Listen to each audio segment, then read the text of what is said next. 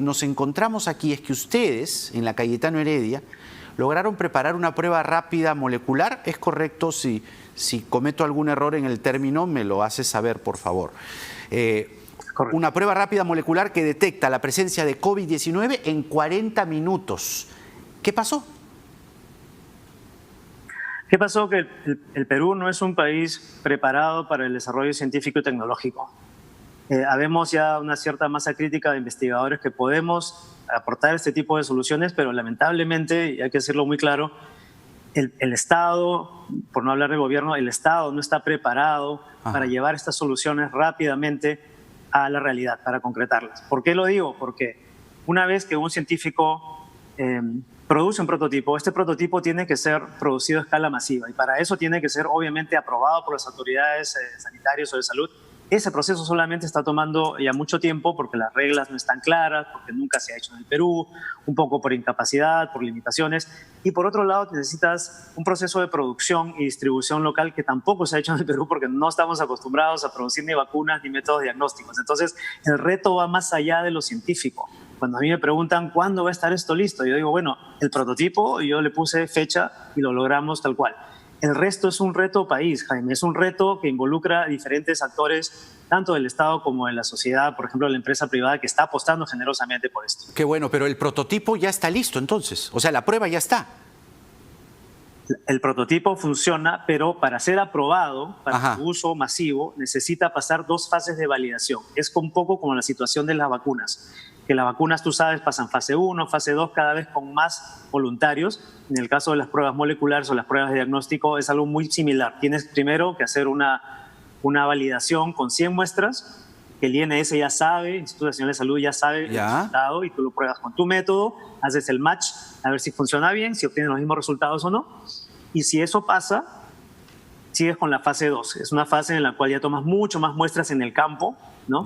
Estamos hablando quizás a 500 o 1000 o 2000 muestras, donde ya finalmente, si tienes un resultado positivo, recibes el ok, la aprobación de las autoridades sanitarias, en este caso, DIGEMIT.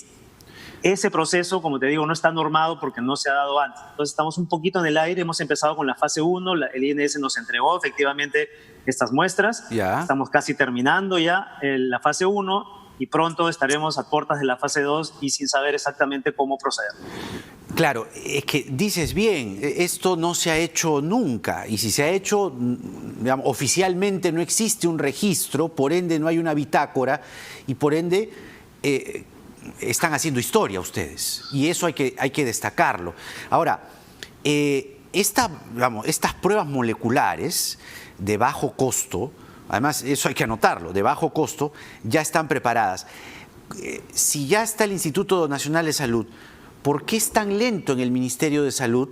Ciertamente, por lo que ya señalaste, pero ¿cómo hacemos esta noche para que en la burocracia estatal se aligere un poco la situación?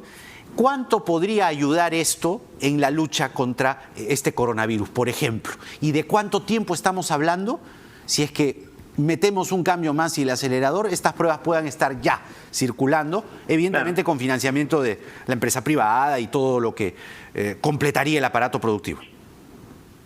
Claro, Jaime, yo siento que alzar la voz no es necesariamente la mejor solución, pero sí ser didáctico, ¿no? Tenemos que explicar cuál es la importancia. Esto ya lo hemos hecho repetidas veces.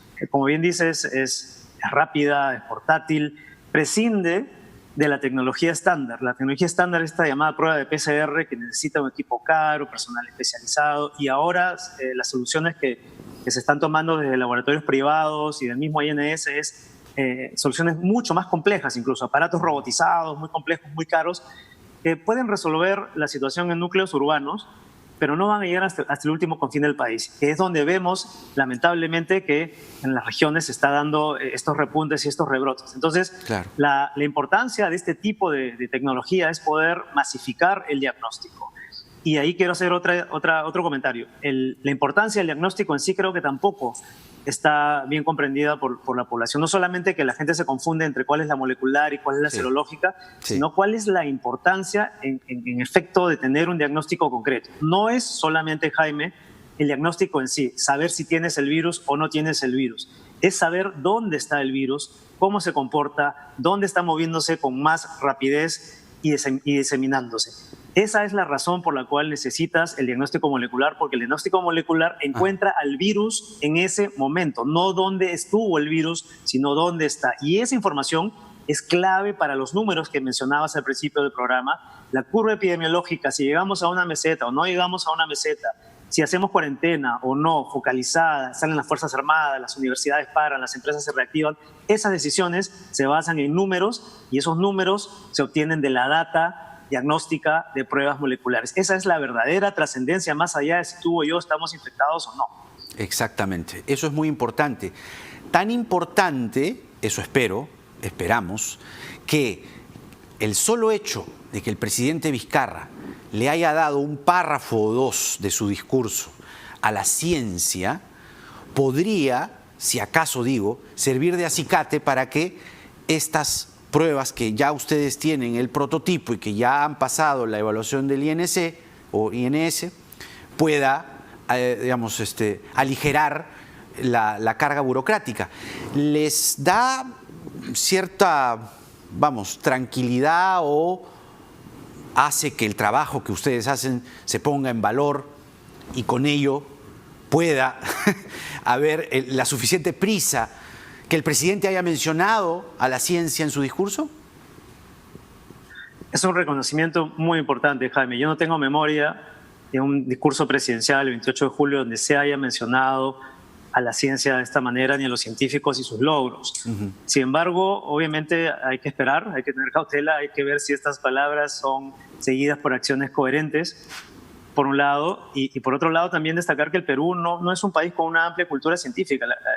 La misma sociedad, el periodismo, los políticos no entienden mucho del tema. Es muy difícil llegar y hacerles entender la importancia de la ciencia para la toma de decisiones.